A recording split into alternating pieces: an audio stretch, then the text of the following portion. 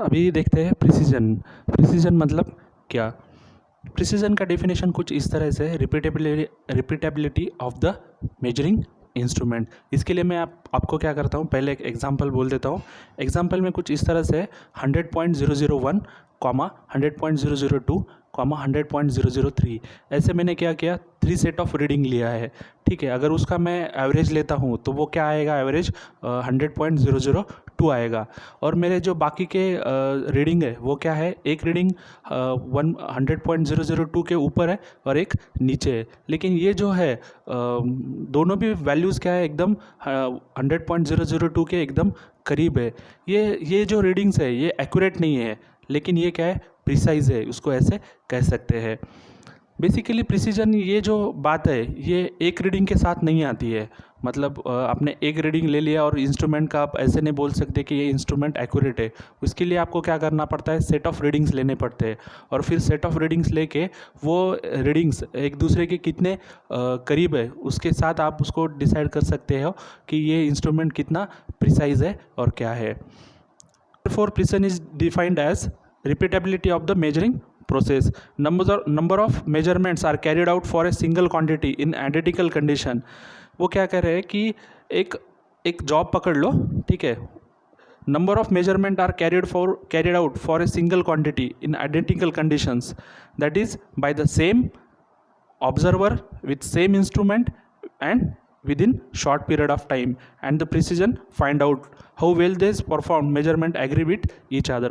उनका बोलने का मतलब है कि कंसिडर कर लो एक जॉब है, ये जॉब को एक ऑपरेटर ने वही इंस्ट्रूमेंट के साथ विद इन शॉर्ट स्पैन उसने अगर उसके ऊपर 4-5 रीडिंग्स लिए और फिर वो रीडिंग्स के उसने ऑब्जर्व करके देखा कि वो कितने करीब है, तो उसको क्या कह सकते हैं, उसको प्रिसीजन कह सकते हैं।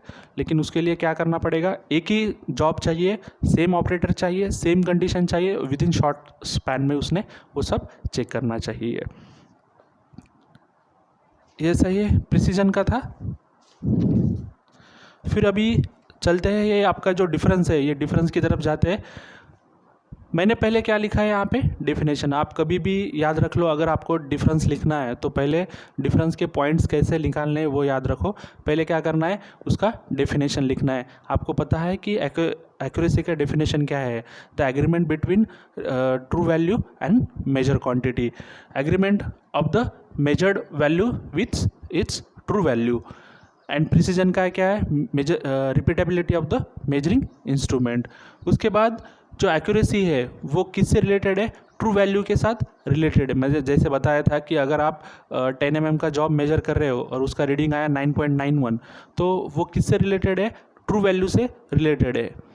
उसके बाद प्रिसीजन जो है वो ट्रू वैल्यू के साथ उसका कुछ भी लेना देना नहीं है, no concern, not only one measurement. जैसे एक्यूरेसी में बताया कि जैसे यहाँ पे आप एक मेजरमेंट नहीं ले सकते, उसको आपको क्या करना पड़ता है, सेट ऑफ मेजरमेंट लेना पड़ता है, सेट ऑफ मेजरमेंट।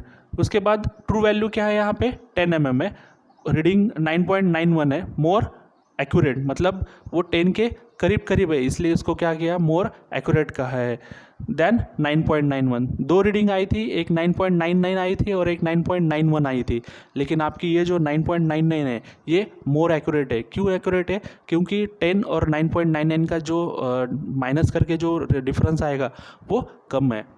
उसके बाद ट्रू वैल्यू कितना है, 10 mm है, और रीडिंग्स कितने आए आपकी, सेट ऑफ रीडिंग्स कितना है, 10.001, 10.002, 10, 9.999, 9.998, ऐसे सेट ऑफ रीडिंग है आपके।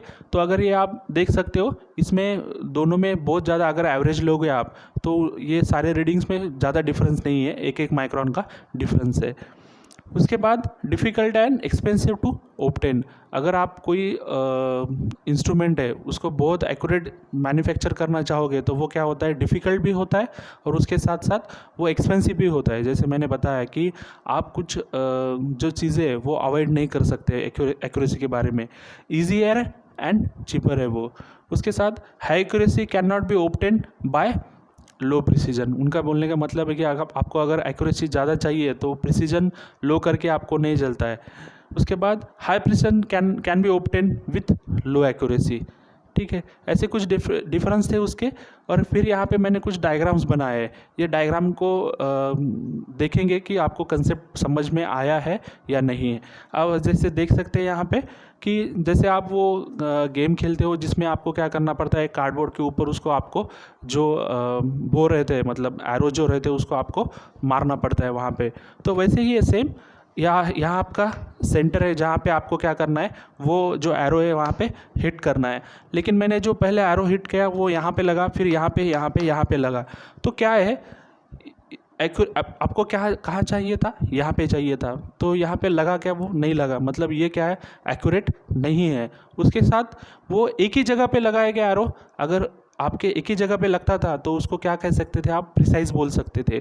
लेकिन वो यहाँ पे भी नहीं लगा, यहाँ से यहाँ पे लगा है, मतलब वो एक्यूरेट भी नहीं है। उसके साथ अगर इसके आजू बाजू में ही आपके रीडिंग साथ ये एरो लगते थे तो वो क्या कह सकते थे, आप उसको प्रिसाइज भी कह सकते थे। ठीक है, इसके वजह से ये एक्यूरेसी लेस एक्यूरेसी और लेस प्रिसीजन है इसका। ठीक है, आई बात समझ में। उसके बाद फिर यहाँ पे देख सकते हो, बाद में वापस से मैंने क्या किया और यहाँ पे हिट किए तो क्या हुए, वो यही रीजन में आए। लेकिन ये इसके यहाँ पे लगे कि सेंटर में है क्या, मतलब ये लेस एक्यूरेट है। लेकिन प्रिसीजन कैसा है उसका, एक ही जगह पे वो लगे हैं तो क्या है, इसका हाई प्रिसीजन है। उसके बाद यहाँ पे देख सकते हो, अभी यहाँ पे क्या है, ये जो सेंटर है, सेंटर के नज़दीक गए वो, तो इसका क्या है, एक्यूरेसी हाई है लेकिन प्रिसीजन लो है, क्योंकि एक जगह पे वो नहीं लगे हैं। एक्यूरेसी हाई, एक्यूरेसी लो प्रिसीजन। ठीक है, और इसको क्या कहोगे आप, दोनों भी हाई है, क्योंकि वो क्या कहे, सेंटर में भी लगे हैं और उसके वो जो एरो है एक दूसरे के बाजू में भी आए हैं, इसलिए हाई एक्यूरेसी हाई प्रिसीजन। ठीक है, कुछ इस